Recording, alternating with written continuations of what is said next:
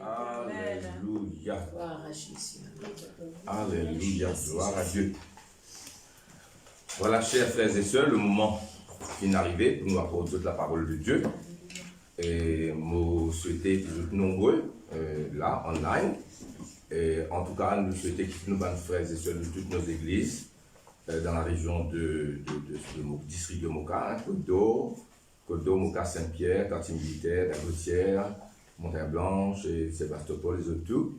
Et moi aussi, il y a d'autres frères et sœurs comme l'église du Bonne-Mère, la Flac, et puis même à Rodrigue, et puis nous.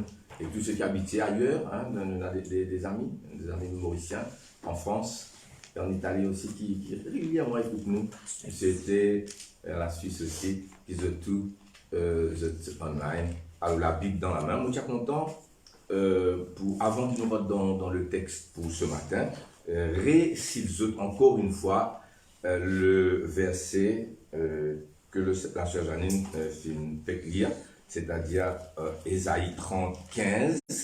Hein, après, il y a aussi le psaume 23, mais on peut faire allusion à Ésaïe 35.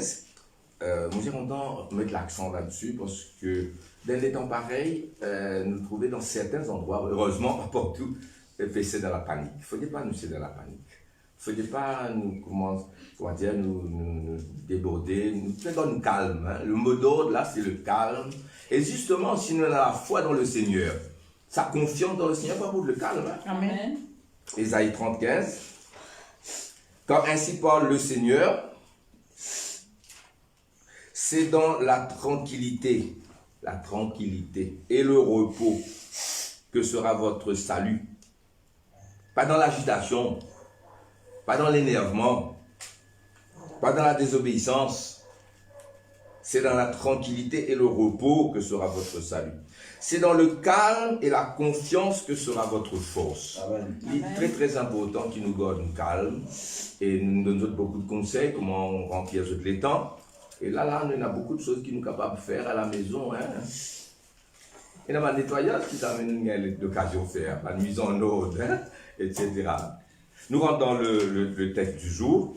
Le Seigneur a mis sur mon cœur le passage de Romains, chapitre 8, versets 35 à 39, où l'apôtre Paul pose une question importante qui nous posait nous aussi ce matin et nous sommes capables, par extension, en méditation, éclairer un petit peu, ajoute d'autres questions pour capables aider nous ce matin, dans les temps pareils, dans les temps comme ça. Pourquoi tu as une sens, hein? Dans les temps comme ça, alléluia, dans les temps comme ça qui nous pouvons faire. Alors, lisons, hein, Romains 8, 35, la question de Paul, l'apôtre Paul. Mais c'est la question de la parole de Dieu, du Saint-Esprit, à travers les écrits de Paul, à nous. Qui nous séparera de l'amour de Christ? Qui nous séparera de l'amour de Christ? Qui pourra nous séparer de l'amour de Christ? Qui est capable et a le potentiel, assez de force, pour capable de séparer de l'amour de Christ? L'apôtre Paul cite deux séries de problèmes. Deux séries de problèmes. Une première série, nous trouvons dans 7 problèmes. Une deuxième série, il y a 10 problèmes. Ça veut dire 17 problèmes en tout. 17 dangers, tribulations, situations qui capable de nous. Et l'apôtre Paul pose la question, qui nous séparera de l'amour de Christ? Donc on va dire, qui est capable, qui situation dans la vie, capable d'avoir le potentiel pour bouger nous, pour bouleverser nous, prévoir nous la foi, ou nous éloigner de Christ, ou faire nous douter. Alors nous avons la première série de 7 problèmes. Et c'est un gros problème ça, que l'apôtre Paul est cité ici, qui est capable et n'a le potentiel pour séparer nous. Sera-ce la tribulation? Moi, pas pour définir chaque mot, il faut pour moi beaucoup de temps. Je ne pas pour définir chaque mot, mais je connais la signification de ces mots. Sera-ce la tribulation, l'angoisse, la persécution, la faim? Nous connaissons que le Seigneur pourvoit à nos besoins. Le Seigneur lui pourvoit à nos besoins. Il prend soin même des oiseaux et des lys de champs. Mais peut-être capable, même si le Seigneur, pas pour les nous manque de nourriture, arrive à une situation, on ne dit pas pour arriver, mais l'apôtre Paul cite où la nudité, le Seigneur de nous, il prend soin des lys des champs, il prend soin de nous. Mais dans certains pays, voyez-moi, dans certains pays, je passe ça va misère là, ou le péril, ou l'épée. Sera-ce la tribulation ou l'angoisse ou la persécution ou la faim ou la nudité ou le péril ou l'épée? Le Seigneur prend soin de nous, il guérit nous, il donne ce qui nous besoin. Mais l'apôtre Paul s'y plie quand même pour mettre une situation devant nous. Est-ce que cette situation-là a le potentiel pour séparer nous de l'amour de Christ? Vous connaissez cette question-là, comment je devine, c'est une question de rhétorique. Une question de rhétorique, il n'y a pas besoin de réponse. La réponse dit évidemment ici non. Non, rien ne pourra nous séparer de Christ. C'est une question, le contexte montre-nous qu'il y a une question de rhétorique dont la réponse est non. Alors, regarde toutes ces choses-là. Alors, quand nous trouvons tribulation, angoisse, persécution, faim, nudité, péril ou l'épée, Dieu prend soin de nous, mais si ces choses arrivent aussi, si Dieu permet, ces choses ne pourront pas nous séparer de l'amour des frères. Nous avons une COVID-19, coronavirus. Dans le passé, le monde qui nous fait face à beaucoup de fléaux, à Maurice et ailleurs, il y a la peste, il y a la choléra, il y a la malaria, il y a la poliomyélite, etc. Mais le monde, il traverse une sortie. Nous finissons un grand péril de commencer, de finir. Covid-19 aussi, nous gagnons la victoire. Amen, amen. Et nous prier pour les autorités, nous prier pour les chercheurs, les docteurs, qui m'ont entendu dire qu'ils sont sur le point de découvrir un remède, pas nous vous dire plus que ça, mais nous prier, je pourrais réussir. Amen. Amen. Alors, l'apôtre Paul, dans le verset 37, fait une déclaration et il donne nous la réponse. La réponse qui nous déjà connaît d'ailleurs, mais, verset 37, mais dans toutes ces choses citées là-haut, nous sommes plus que vainqueurs par celui qui nous a aimés. Amen. Alors, je ne vais pas définir ni tribulation, ni angoisse, ni persécution, etc. Les autres, c'est facile à comprendre. Mais c'est pour vous dire que l'apôtre Paul cite des affaires assez graves, qui est capable d'ébranler quelqu'un. Mais il dit non, dans toutes ces choses, nous sommes plus que vainqueurs par celui qui nous a aimés. Amen. L'apôtre Paul cite 10 autres problèmes. C'est 17 en tout là. Déjà, c'est qu'il y en a où là, il est déjà sérieux. La liste qui vient nous étonne quelquefois aussi, pour les choses qu'il y mentionnait. Mais là, cette déclaration précède la liste.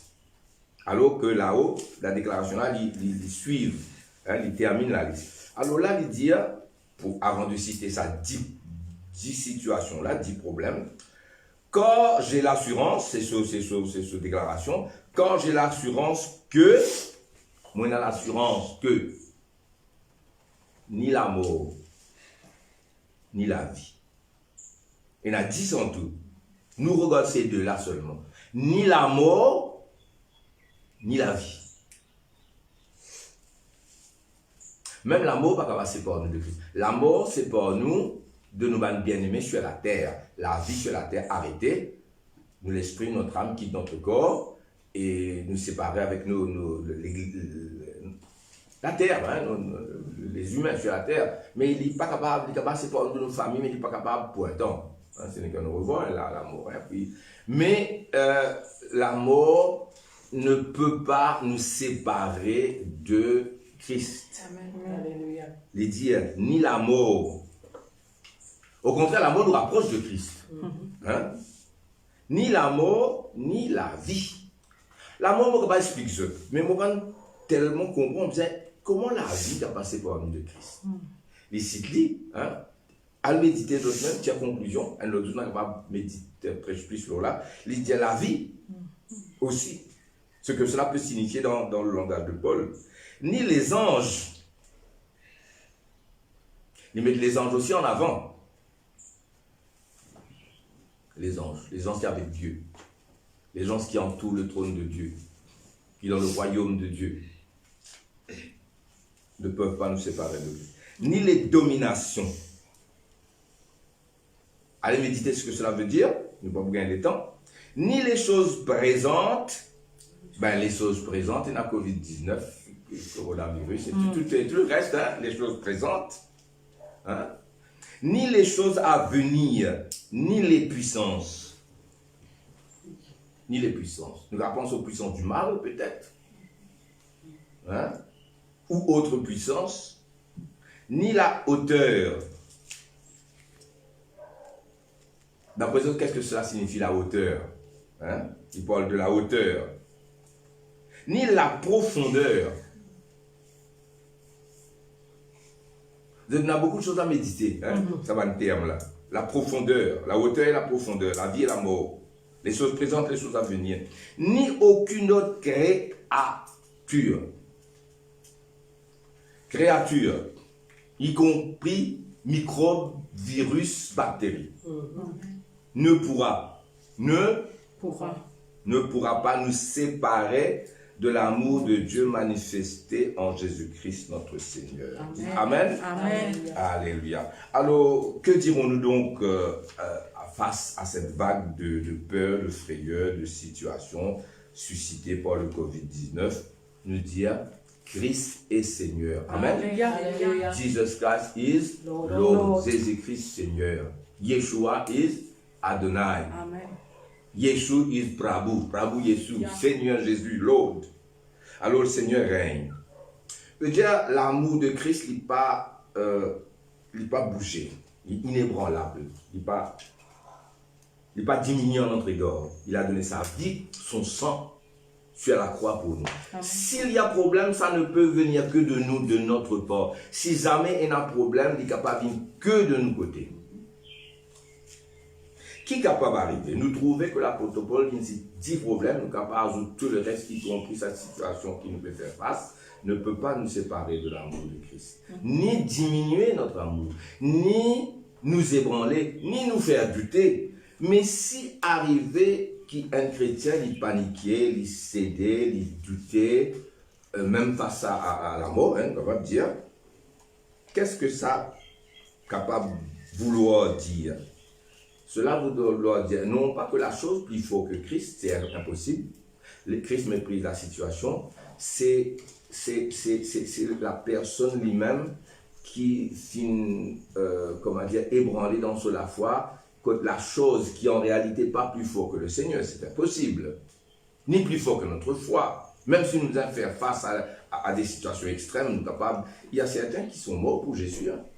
Ça, dans le prêcher, nous pouvons essayer ça comme ça. Mais alors, cela voudrait dire que c'est la personne qui vient de réfléchir, qui dans ce idée, il paniquait et il n'a croire qu'il est capable d'être ébranlé par ça. Alors c'est pourquoi nous demandons de confiance. Maintenant, quand tu es content, aller plus loin pour expliquer aux autres.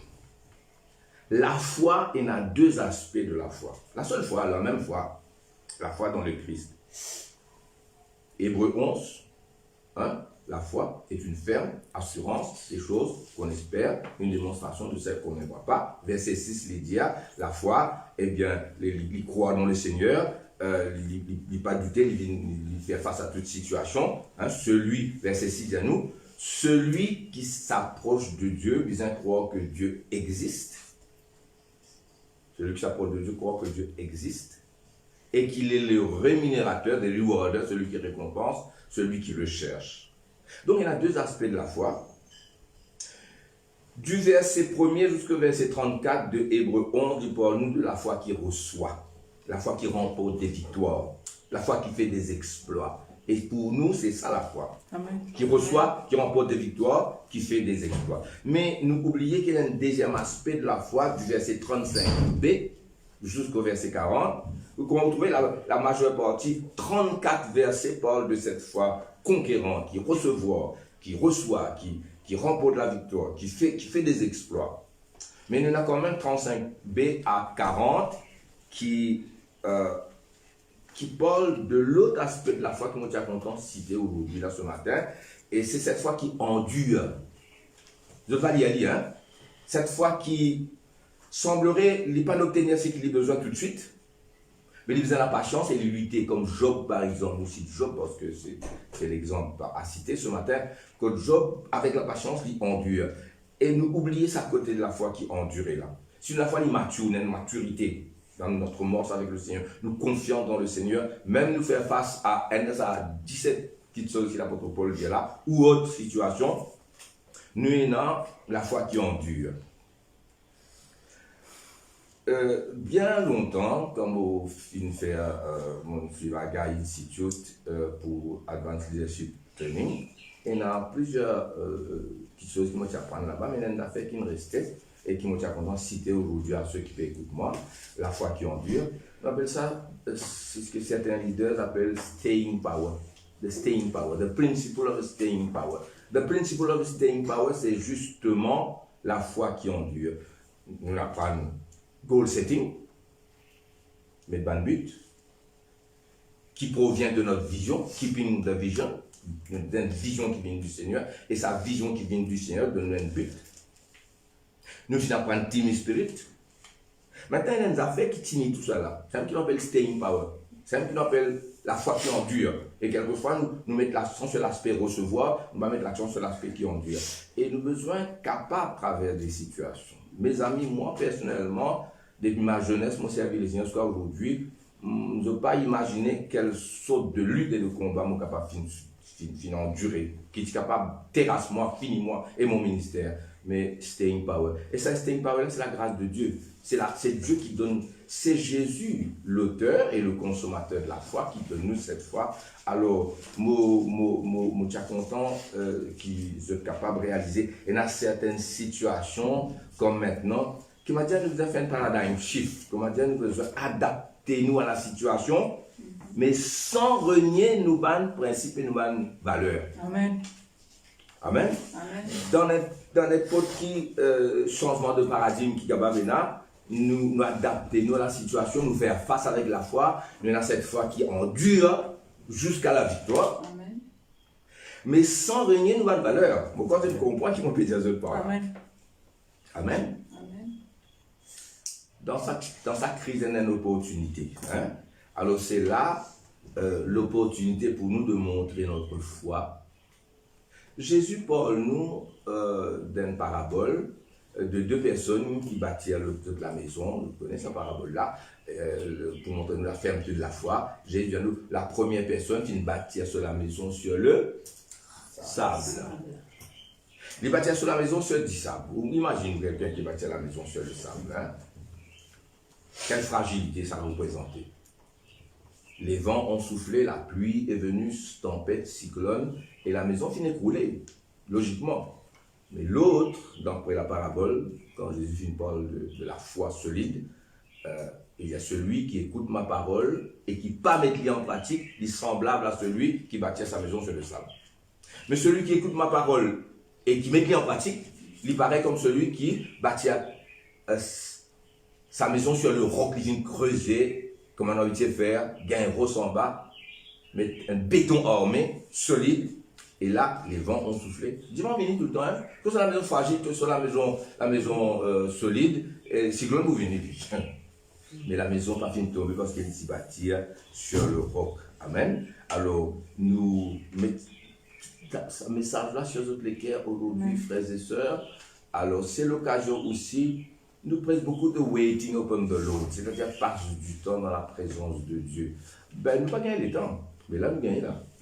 14 jours de confinement, tu vas gagner le temps. Hein, quand tu finis, tu te demandes l'ouvrage, tu rentres dans la chambre avec la Bible, tu mets pour t'abalimmer, tu mets un petit cantique, ton sourdine, un petit cantique là, qui a un background musical avec cantique, et là, tu wait upon the Lord, hein, pour te pas dans un silence total, et c'est capable de faire là, et après, faire 15 jours pour pas écouter un cantique, as you want, as you like it, les autres faire, les autres dans la présence de Dieu. Moi, je dis, c'est là qu'ils me recevoir le message du Seigneur. C'est là qu'ils me recevoir tout ce qui m'approche chaque fois qu'ils m'approché de eux. Et qui l'église soit la plus forte.